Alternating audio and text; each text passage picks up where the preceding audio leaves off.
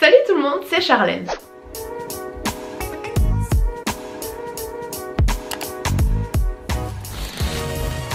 J'espère que vous allez bien. Je vous retrouve aujourd'hui dans une nouvelle vidéo où on va parler déménagement et plus précisément comment trouver son appartement. Avant toute chose, je tiens à préciser que cette vidéo est sponsorisée par le Crédit Agricole qui m'a proposé d'intégrer le Squad by CA. Qu'est-ce que le Squad? C'est une plateforme qui regroupe plein d'influenceurs ayant pour but de vous informer et de vous donner des conseils sur la vie pratique et étudiante. Vous pourrez retrouver plein de conseils sur comment réussir un entretien d'embauche, comment trouver un stage ou dans mon cas, comment trouver son logement. Donc si jamais ça vous intéresse, vous avez tous les liens en barre d'infos comme d'habitude. Avant de commencer, j'aimerais quand même vous resituer pour que les gens qui ne me suivent pas depuis extrêmement longtemps puissent savoir mon expérience dans les déménagements. J'ai pris mon premier logement à 18 ans à Clermont-Ferrand et à la suite de ça, j'ai enchaîné pas moins de 6 déménagements dans 3 villes différentes en seulement 7 ans. Donc on peut dire que j'ai pas mal d'expérience dans ce domaine. Et bien entendu vous avez été les premiers à me suivre durant tous ces changements de vie, ce qui vous a incité à me poser énormément de questions sur comment je fais pour trouver mes logements. Donc aujourd'hui je vais vous donner mes 5 conseils pour trouver un appartement, conseils que j'aurais bien aimé moi aussi qu'on me donne à l'époque pour m'éviter pas mal de galères. Pause, dans cette vidéo je vais vous parler uniquement de location d'appartement et pas d'achat. Étape numéro 1, déterminer son budget et ses critères. Pour moi, l'un ne va clairement pas sans l'autre. Selon vos critères, par exemple la superficie, la localisation, si vous préférez votre appartement plus en centre-ville ou plus en périphérie, si vous souhaitez aussi un garage, une place de parking, tous ces critères que vous aurez peuvent faire passer le prix du simple au double. Donc c'est très important de fixer votre budget selon vos critères, mais aussi selon le prix du marché. N'hésitez pas à vous renseigner sur les prix qui se font dans la ville et la localisation que vous souhaitez. Vous vous doutez bien qu'un 30 mètres carrés à Paris ne sera pas le même prix qu'un 30 mètres carrés à Albi par exemple. Donc il est important de vraiment bien se fixer par rapport au prix du marché et du coup d'adapter vos critères. Il va peut-être falloir faire des concessions sur certaines choses que vous auriez aimé avoir mais qui ne sera peut-être pas possible dans votre budget et dans la ville que vous souhaitez. Attention pour ne pas vous faire avoir comme j'ai pu me faire avoir, les annonces sont souvent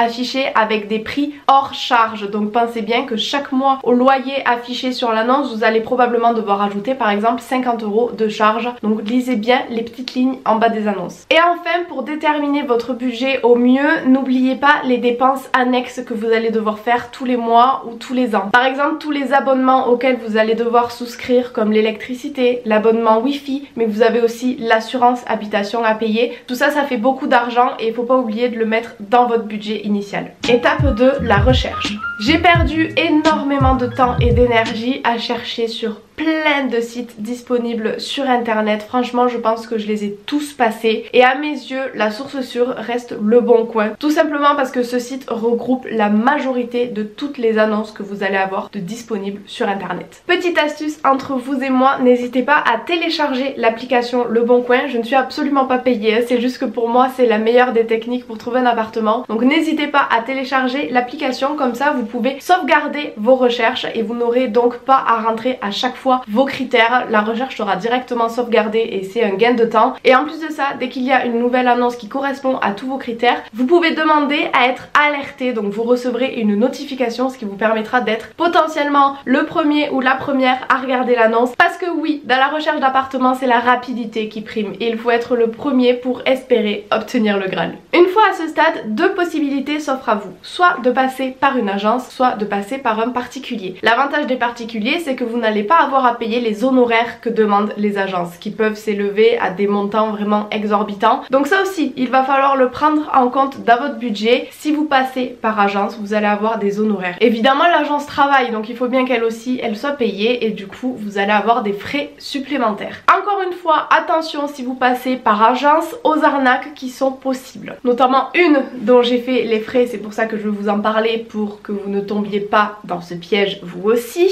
Je me suis retrouvée dans une agence immobilière où l'on m'a proposé d'acheter une liste. Et on m'assurait que parmi cette liste, il y avait l'appartement que je cherchais, celui qui me conviendrait de A à Z. Et que vraiment, avec cette liste, je ne pouvais pas me retrouver sans appartement à la fin de la journée. Liste que j'ai payée 190 € si mes souvenirs sont bons. 190 € qui ne sont pas remboursables, bien entendu. et le contrat prend fin au bout de 24 heures. Donc au bout de ces 24 heures, vous n'avez aucun moyen de vous faire rembourser, de signaler l'arnaque ou tout simplement de vous faire dédommager. Vous avez signé un contrat et vous avez tout dans les fesses. Voilà. Bien entendu, comme vous vous en doutez, cette liste n'était pas du tout faite pour mes critères. Il y avait de tout et n'importe quoi dans les appartements. Et pour trouver l'appartement qui me correspondait, il fallait avoir énormément de chance. Si jamais un jour on vous propose d'acheter une liste en agence, partez, c'est une arnaque. Et dernière chose à savoir à cette étape-là de votre recherche, que vous passiez par agence ou par particulier, dans tous les cas, vous aurez un chèque de caution à donner. Étape 3, la visite.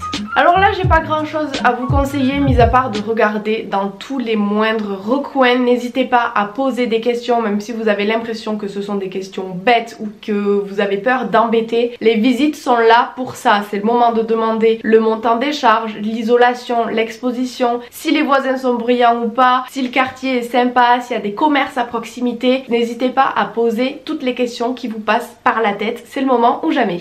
Étape 4, monter un dossier. Alors, si vous passez par agence, ils vous expliqueront beaucoup mieux que moi la marche à suivre et les papiers dont vous allez avoir besoin. Et si vous passez par un particulier, ne vous inquiétez pas, il y a plein de sites qui regroupent tous les papiers que vous allez devoir fournir pour votre dossier. Je ne suis vraiment pas une experte dans la matière, donc je ne préfère pas vous dire de bêtises et vous laisser regarder par vous-même. Il y a quand même 2-3 petites choses que je peux vous dire et qui sont à mon sens à savoir, notamment la première qui est, si jamais vous êtes étudiant, vous allez avoir besoin de garants. Les garants sont là pour assurer le paiement du loyer si jamais vous ne pouvez plus le payer pour X raisons. En fait, c'est une assurance pour le propriétaire pour qu'il soit sûr que son loyer soit payé. Donc si vous êtes étudiant, il est indispensable d'avoir des garants. Sinon, votre dossier, vous êtes sûr déjà de base qu'il ne sera pas accepté. Ensuite, je vous conseille de monter votre dossier avant la visite, tout simplement parce que ça va vous faire gagner un temps considérable qui vous permettra peut-être de passer devant quelqu'un qui était aussi intéressé par l'appartement mais qui n'avait pas son dossier de prêt, et ça vous évitera de voir votre appartement coup de cœur vous passer sous le nez. Donc montez bien votre dossier en avance, comme ça si l'appartement vous plaît après la visite et que vous êtes sûr que c'est celui-là que vous voulez, vous n'avez plus qu'à donner votre dossier en main propre à l'agent immobilier et ça vous fera gagner bien 1 à 2 jours. Petit conseil que j'ai moi-même mis en application pour avoir cet appartement, n'hésitez pas à expliquer votre situation à l'agent immobilier si elle est vraiment urgente, parce que dans ces cas-là, l'affect peut jouer en votre faveur et vous faire passer devant quelqu'un d'autre qui n'a pas forcément besoin de cet appartement de façon urgente. L'agent immobilier va vraiment appuyer votre dossier auprès du propriétaire et ça peut peut-être vous faire passer devant quelqu'un, ce qui a été mon cas. L'agent immobilière a été très touchée par mon histoire, elle a vraiment appuyé pour que mon dossier passe et du coup c'est le mien qui est passé. Étape 5,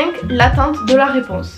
Cette attente peut être longue, pénible et hyper stressante, mais c'est pas une raison pour vous laisser aller. Je vous conseille de continuer à regarder les nouvelles annonces qui sortent. On sait jamais, si votre dossier est refusé malheureusement, il faut assurer ses arrières, donc je vous recommande de continuer vos recherches même si vous êtes en attente de réponse. Vous pouvez aussi commencer à répondre à certaines questions concernant votre futur déménagement, si vous allez avoir besoin de professionnels, si vous allez avoir besoin de louer un camion, contacter vos amis qui possiblement pourraient vous aider, etc. Voilà, vous pouvez avancer sur toutes ces petites choses en attendant la réponse de si oui ou non votre dossier a été accepté, et s'il n'a pas été accepté, de toute façon aucune démarche n'a été entamée, donc ce n'est pas bien grave. Étape numéro 6, la réponse. Alors là, je n'ai rien à vous dire, mis à part le fait que j'espère qu'elle sera positive comme elle a été la plupart du temps pour moi. J'ai eu beaucoup de chance de ce côté-là. Je sais qu'un changement d'appartement peut être un tournant dans la vie de certaines personnes et qu'un simple oui de son agent immobilier peut complètement vous bouleverser. Oui, bonjour. J'ai eu sa réponse, donc c'est bon, elle vous choisit qui? Oui, c'est vrai? Oui, c'est vrai. Oh putain, trop bien. D'accord, bon mais super. Donc du coup, je vais vous envoyer un mail de confirmation avec tout ce qu'il faut prévoir. C'est sur ce petit retour dans le passé que cette vidéo s'achève. J'espère sincèrement qu'elle aura pu vous aider, répondre à des petites questions que vous vous posiez concernant la location de votre appartement. Si jamais vous avez d'autres conseils, n'hésitez pas à les mettre en commentaire pour les partager avec tout le monde. Et si jamais vous avez des questions sur un autre sujet que la location d'appartement, n'hésitez pas à aller regarder le site du Squat by CA en barre d'infos. Sur ce, je vous fais plein de gros bisous et je vous dis à très vite dans une prochaine vidéo. Bisous bisous.